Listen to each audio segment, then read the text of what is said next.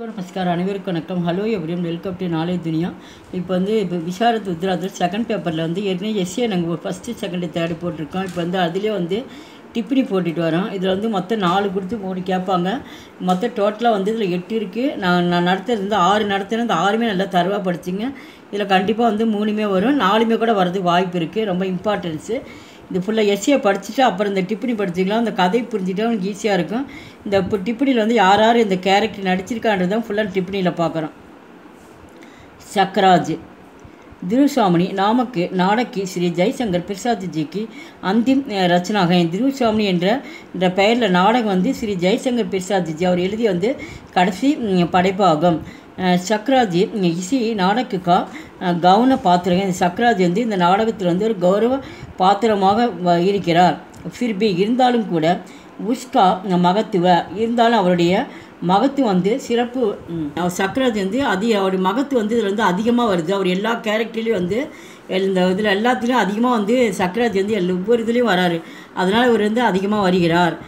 சக்ராஜ் கூட் நீச்சி high. அப்போ சக்ராஜ் ஒரு கெட்ட வழியில் நடப்பவன். வகு சத்ருவோன் பர் விஜய பிராப்தி கர்த்தாகை. அவன் சத்ருவோம் அப்படின்னு எதிரின்னு அர்த்தம். எதிரிகளை வீழ்த்திட்டா எப்பயுமே விஜயனா வெற்றின்னு அர்த்தம். எதிரிகள் வீழ்த்தி எப்பயுமே வெற்றியை அடையக்கூடிய எப்போ பார்த்தாலும் எதிரிகிட்ட சண்டை போட்டு எப்பயுமே அவனுக்கு தோல்வின்றே அவனுக்கு ஏற்படாதான். சக்ராஜிக்கு எப்பயுமே வெற்றியாக தான் இருப்பானோ. அதுதான் விஜய் பிராப்தி கர்த்தாங்க. அதனால் எப்பயுமே வெற்றியை பார்ப்பனாக இருக்கிறான். உஸ்கே மண்மே प्रतिशोध की आग जल्दी गई. उसके வெற்றி பார்ப்பனாக இருக்கிறான். உஸ்கே மண்மே அப்படின்னா அவனுடைய மனதில் பிரதிஷாத் அப்படின்னா பிரதிஷோத் அப்படின்னா பழிவாங்கும் எண்ணம் அவன் மனசில் ஆகுனா நெருப்பு, ஜல்லுனா எரியறது. அவன் மனதில் எப்பயுமே ஒருத்தர் பழி வாங்கினேன்னு எண்ணம் எப்பயுமே எரிஞ்சிக்கிட்டே இருக்கும். நெருப்பு மாதிரி என்ன இருக்குமா, எரிஞ்சிக்கிட்டே இருந்துகிட்டு இருக்குமா அவன் மனதில். சக்ராஜ் மனதில் வகு சத்யந்திர கற்கே சத்ருவோன் கா தண்டு லேத்தாக. அவன் மனதில் ஒருத்தர் பழி வாங்கினேன்னு அவன் மனதில் எரிஞ்சிட்டே இருக்கும். அந்த குறுக்கு வழியில் சத்யந்திர அப்படின்னா குறுக்கு வழியில் அவன் தந்திரம் பண்ணி சந்திரம் பண்ணி சத்ருவோனை எதிரி அந்த எதிரிகளை என்ன பண்ண தண்ணுலாம் செல்வம் அந்த செல்வங்களை கொள்ளையடிச்சிருவானோ யார், சக்ராஜ். இந்த மாதிரி குறுக்கொழியில் எப்படியாச்சும் அவங்கள இது பண்ணி தந்திரம் பண்ணி ஐஸ் பண்ணி அவங்க என்ன போல் சொத்து வச்சுருக்காங்களோ அதெல்லாம் கவர்ந்துருவானோ. சக்ராஜ் விலாசிகை. அவன் சக்ராஜ் எப்பயுமே ஒரு சுகபோகமாக ஜாலியாக இருக்கணும்னு சொல்லிட்டு அவன் நினைப்பவனா. ஃபிர்பி இருந்தாலும் கூட வகு வீரதா இருந்தாலும் ஒரு பெரிய வீரனாக இருக்கிறான். பர் பரோஷா கர்த்தாகை. பரோஷா அப்படின்னா ஒரு நம்பிக்கைன்னு அர்த்தம். எதுலையுமே அதிகமாக நான் நம்பிக்கை வச்சுருப்பானோ. எதில் அப்படின்னா அவனுடைய தொழில் வீரனாக இருக்கும். உண்மையிலே பெரிய வீரனாக இருக்கான் சக்ராஜ். அந்த இதில் நிறைய நம்பிக்கையுள்ளவனாக இருப்பான். வகு பாகிய பர் போர் போர் போர் போர் பரோஷா நகி கர்த்தா. இதில் பார்த்தா அந்த பரோஷானா நம்பிக்கை. அந்த எதில் அவன் அதிகமாக நம்பிக்கை வச்சுருப்பானோ தன்னுடைய வீரத்தில் தான் அவன் நம்பிக்கை வச்சுருப்பானோ. இந்த பாக்கிய பர் பரோஷா அப்படின்னா இந்த எனக்கு அதிர்ஷ்டனால தான் எனக்கு இந்த அதிர்ஷ்டம் இருக்கிறதுனால தான் நான் ஜெயிச்சிட்டேன் அப்படின்னு மற்றவங்க சொல்கிறதுலாம் அவன் நம்பவே மாட்டானோ. அந்த பரோஷா நகி கர்த்தா. என்னுடைய நம்பிக்கை எனக்கு தெரியும், ஆனால் மற்றவங்களை வச்சு இதில் நான் நம்ப மாட்டேன் அப்படின்னு சொல்லி அவன் நினைக்கக்கூடியவன் தான் சக்ராஜ். சக்ராஜ் के பூர்வஜ் சமுத்திரகுப்த से हार गए हैं. சக்ராஜோடைய பூர்வஜ் அப்படின்னா முன்னோர்கள்னு அர்த்தம். இந்த மாதிரி காலங்காலமாக வந்துட்டுருக்காங்களே ஒவ்வொரு முன்னோர்களும் பெரியவங்க. அவங்க முன்னோர்கள் சமுத்திரகுப்தர் தோல்வி அடைஞ்சிட்டாங்களாம். யார், ராம்குப்தருடைய அப்பா தான் பேரரசர் சமுத்திரகுப்தருக்கும் சக்ராஜோட முன்னோர்களுக்கு அப்போ போர் நடந்திருக்கு. யுத்தத்தில் அவங்க தோல்வி அடைஞ்சிடுறாங்க.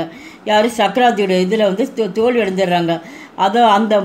அதை வச்சு மனசில் வச்சுட்டு தான் பூர்வஜினா முன்னோர்கள் சமுத்திரகுப்தர் தோல்வி அடைஞ்சதுனால சக்ராஜ் ராம்குப்த கோ ஹராக்கர் பிரதிஷோத்து லேத்தாக. நம்ம முன்னோர்கள் சமுத்திரகுப்தர் தோல்வி அடைஞ்சிட்டாங்க, அதனால் நாம் இப்போ தோல்வி அடையக்கூடாதுன்னு அதை மனசில் வச்சுட்டு என்ன பண்ணுறார் சக்ராஜ் ராம்குப்தர்கிட்ட சண்டைக்கு வர சொல்லி என்ன பண்ணுறாப்புல, அது ராம்குப்தர் ஒரு கோழைன்னு அவனுக்கு தெரியும் சக்ராஜிக்கு. எப்படி இவன் தோற்றுருவான்னு தெரிஞ்சு என்ன பண்ணுறான், அவன்ட்டு வந்து சண்டைக்கு வந்து பழி வாங்கணும் ராம்குப்தா அப்படின்னு சொல்லிட்டு பிரதி சோத்தோடனா பழி வாங்க எண்ணத்தோடு வந்து இங்கே இருக்கிறான். गुप्त कुल का अपमान करने के लिए ராம்குப்த் की पत्नी துருசாமணி को மாங்கத்தாக அந்த யுத்தத்தில் வந்து ராம்குப்த் வந்து தோற்றதுனால வந்து அந்த குப்த குலத்துக்கே வந்து ஒரு பெரிய அவமானது. அந்த ஒரு மன்னருடைய மனைவி வந்து எங்கள் நாட்டுக்கு கூட்டிகிட்டு போயிட்டேன்னு சொல்லி அந்த மன்னரையும் புகழ்வாங்க. அந்த நாட்டுக்கே எவ்வளோ பெரிய கெட்ட பேர் தானே. அதனால் வந்து அந்த நாட்டுக்கே வந்து ஒரு கெட்டதை நம்ம உண்டாக்கணும் அப்படின்னு சொல்லிட்டு அதை மனசில் வச்சுட்டு தான் என்ன பண்ணிட்டேன், சக்கராஜ் வந்து உன் மனைவி வந்து எங்கள் நாட்டுக்கு அனுப்பு, நீ தான் தோத்துட்டல அப்படின்னு சொல்லிட்டு அதை வந்து அந்த ஒப்பந்தத்தில் கேட்குறான். அதுதான் வந்து சரின்னு சொல்லி ராம்குப்த் வந்து ஒத்துக்கிறான். அதுதான் கர்னேக்கே ராம்குப்த் பத்தின் திருசாமணிக்கு மாங்கத்தாக, அதனால் மனைவி வந்து எங்கள் நாட்டுக்கு அனுப்புங்க அப்படின்னு சொல்லி சொல்கிறான். கோமா சக்கராஜ் கி பாவி பத்தினிகை. இந்த கோமா வந்து கோமான்ற ஒரு பெண்ணு வந்து சக்கராஜ் வந்து இது எதிர்கால வந்து ஒரு மனைவி பத்தினின்னா மனைவி. இன்னும் அவளுக்கு சக்கராஜுக்கு வந்து திருமணம் ஆகலை. இது இனிமேல் தான் வந்து அவங்க திருமணம் பண்ண போகிறாங்க. யார், சக்கராஜும் கோமாவும். அப்போ வந்து அதுதான் வந்து இங்கே வந்து பாவி பத்தினி அப்படின்னா இனிமேல் தான் எதிர்கால மனைவியாக வருவாள். வக்கு சக்கராஜ் से स्त्री का अपमानना करने का उपदेश देती गई. உடனே சக்கராஜ் வந்து அந்த துருசாமணி வந்து கூட்டிகிட்டு வந்துட்டான்னு பார்த்தோன்னு ஸ்திரீனா அந்த பெண்ணை வந்து கூட்டிகிட்டு வந்தது ரொம்ப அது அவமானமாக இருக்குது, அதனால் அது வேண்டாம் அப்படின்னு சொல்லிட்டு உபதேசம் பண்ணுற அறிவுரை சொல்கிற. அது மாதிரி சக்கராஜிட்ட நீங்கள் அந்த நாட்டுக்கு போய் இந்த ஒரு துருசாமணி போய் நீங்கள் கூட்டிகிட்டு வந்துட்டீங்க, இது எவ்வளோ பெரிய அவமானம் இது, இதை நீங்கள் கைவிட்டுருங்க, கொண்டு போய் அங்கேயே விடுங்க அப்படின்னு சொல்லிட்டு அறிவுரை சொல்கிறா. யார், கோமா வந்து சக்கராஜிட்டு சொல்கிறா. சக்கராஜி கோமாக்கு சச்சு பியார்க்கு டுக்ராத்தா. ஆனால் அது சொல்கிறது வந்து சக்கராஜ் என்ன பண்ணுறா, கோமா சொல்கிற உண்மையான வந்து சச்சே பியார் அப்படின்னா உண்மையான அன்பு வச்சுருந்தாலாம் சக்கராஜ் மேலே. யார், கோமா வந்து இவர் தானே திருமணம் பண்ணிக்கிறேன்னு சொல்லிட்டு அதிகமாக அன்பு வச்சுருந்தா. இருந்தாலும் என்ன பண்ணுறா வந்து இல்லை நான் செய்ய மாட்டேன்னு சொல்லிட்டு இவளை வந்து வெறுக்க ஆரம்பிக்கிறான். யாரோ கோமாவை, நீ மதம் இங்கேருந்து கிளம்பு அப்படின்னு சொல்லிட்டு டூக்கரத்தா அப்படின்னா வந்து வெறுக்கிறான் கோமாவை பார்த்து சக்கராஜ். சந்திரகுப்த சே லடுத்திய ஜாத்தாகை. சக்கராஜ் சந்திரகுப்தரை வந்து லடுத்திய சண்டை வந்து போட ஆரம்பிக்கிறாங்க. சந்திரகுப்தரும் சக்கராஜ் சண்டை போடுறாங்க.